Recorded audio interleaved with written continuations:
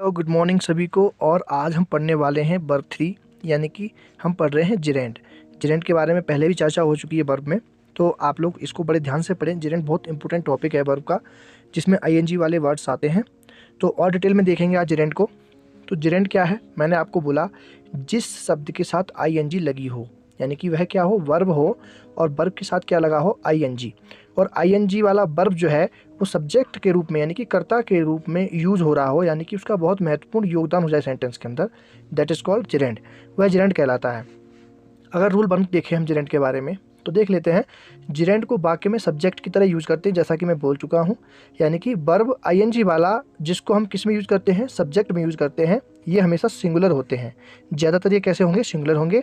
एवं ये अपने लिए जो वर्ब लेंगे वह भी सिंगुलर लेंगे, क्योंकि ये सब्जेक्ट बन चुका ना। ये वर्ब था, आईएनजी लगी थी इसमें, लेकिन ये सब्जेक्ट का काम कर रहा था, इसलिए इसे एक्सिलरी वर्ब की आवश्यकता पड़ेगी।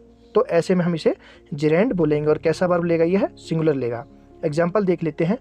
Swimming is good for health, यानी कि यहाँ पर बोले तैरना। तो स्विमिंग क्या है, तैरना।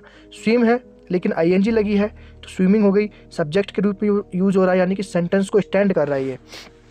इसके बाद ये एक्सिलरी वर्ब ले रहा है। मैंने बोला स्विमिंग, ये कैसे यूज होगा, सिंगुलर, और ये वर्ब भी क्या लेगा, एक्सिलरी वर्ब, ये भी सिंगुलर लेगा। इज गुड फॉर हेल्थ, यानी कि। रूल नंबर 2 देखें, ये ऑब्जेक्ट की तरह भी यूज हो सकता है। ऑफकोर्स ये अगर सब्जेक्ट की तरह यूज होगा तो ऑब्जेक्ट की तरह भी यूज हो सकता है। तो देख लेते हैं ऑब्जेक्ट की तरह कैसे यूज होगा। एग्जांपल में, सी लाइक्स डांसिंग। अब डांसिंग क्या है, डांस क्या है, एक वर्ब है, इसमें आईएनजी लगी है, लेकिन सी लाइक्स यानी वह पसंद करती है क्या, डांस करना।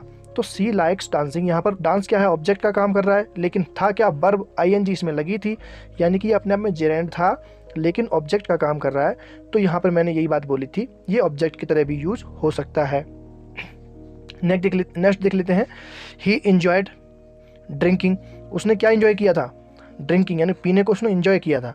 तो यहाँ पर भी ये जिरेंड है। जिरेंड कैसे है, ये वर्ब था, आईएनजी लगी थी, लेकिन जिरेंड था, और यहाँ पर ये ऑब्जेक्ट का काम कर रहा है। तो यहाँ पर आई होप आपको समझ में आई होगी ये बात। नेक्स्ट रूल देखते हैं, 3 नंबर वाला। जिरेंड को कुछ इन शब्दों के बाद यूज किया जा सकता है। कौन कौन से शब्द हैं, वो शब्द ये हैं, avoid, enjoy, mind, hate, worth. ये ऐसे शब्द हैं, इनके बाद भी जिरेंड को यूज किया जा सकता है।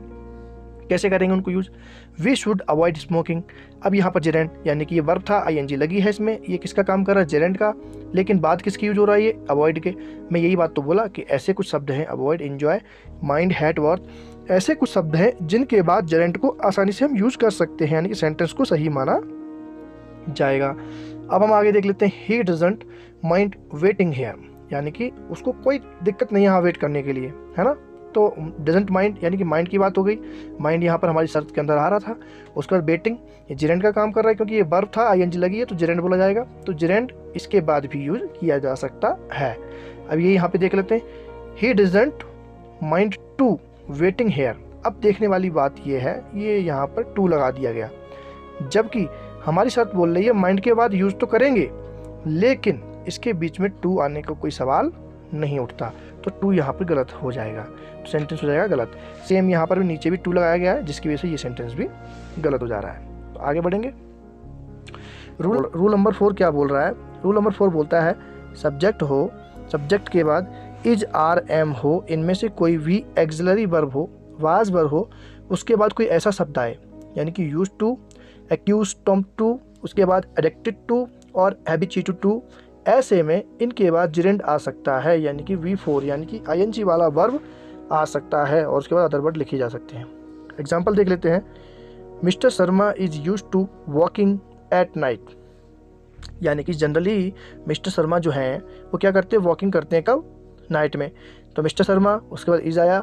अब मैंने बोला था यूज टू, यानी सब्जेक्ट आया, सब्जेक्ट के बाद इज, आर, एम, बाज वर्ब में से कोई भी एक एक्सिलरी वर्ब आई, उसके बाद आया यूज टू, और यूज टू के बाद आया वॉकिंग, यानी कि V4 आ सकता है। उसके बाद अन्य शब्द आ जाएंगे, यानी कि रूल नंबर 4 यही बोलता है, अगर इनमें से कोई ऐसे शब्द आ रहे हैं तो उनके बाद यानी कि जिरेंड को यूज किया जा सकता है। सेम यहाँ पे, आर यू एडिक्टेड टू ग्लैम्बिंग, यानी कि आपको आदत पड़ चुकी है ग्लैम्बिंग करने की।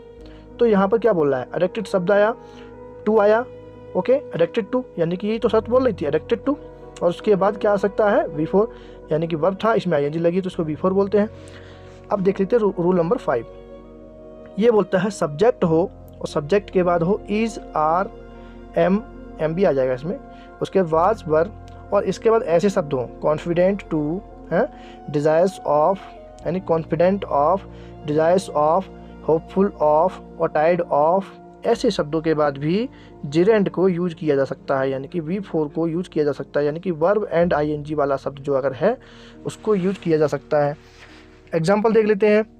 We are hopeful of winning the match, है ना, हमें क्या थे कि हम जो है मैच को जीतेंगे। तो क्या बोल रहा हूँ मैं, वी आर होपफुल, यानी कि वी आ गया सब्जेक्ट, आर आ गया इज, आर, एम या वाज, वर में से कोई भी एक एक्सिलरी वर्ब, उसके बाद मैंने बोला होपफुल ऑफ, यानी कि हमारी जो शर्त वाला जो वर्ड है होपफुल ऑफ, ये यहाँ आ गया।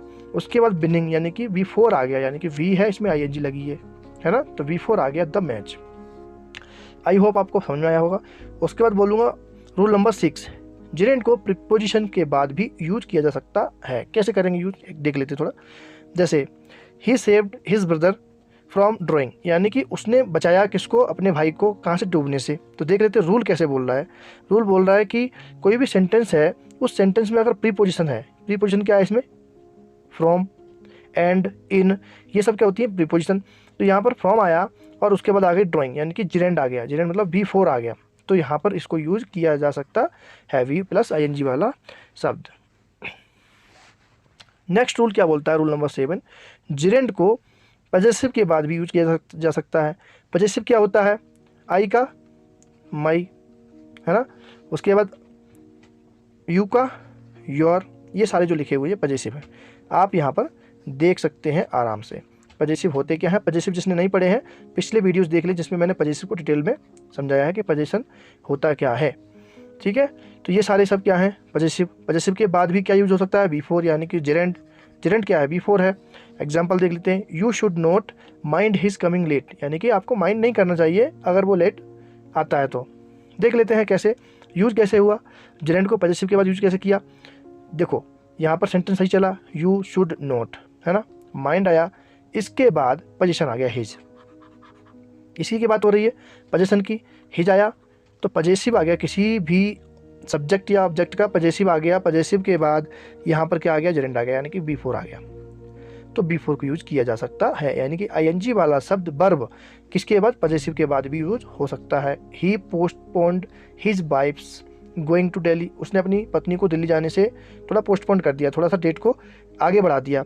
तो यहाँ पर क्या हुआ, वाइफ्स क्या है, पजेसिव का काम कर रही है। यहाँ पर देखो, यहाँ पर मैंने बोला था राधास, वाइफ्स, ये सब पजेशन है। पजेशन के बाद ING लगाया गया, वर्ब की चौथी फॉर्म लगाई गई। तो यही यहाँ पे बोला जा रहा था सिर्फ। तो आज के लिए इतना ही, और जुड़े रहे। Thank you so much.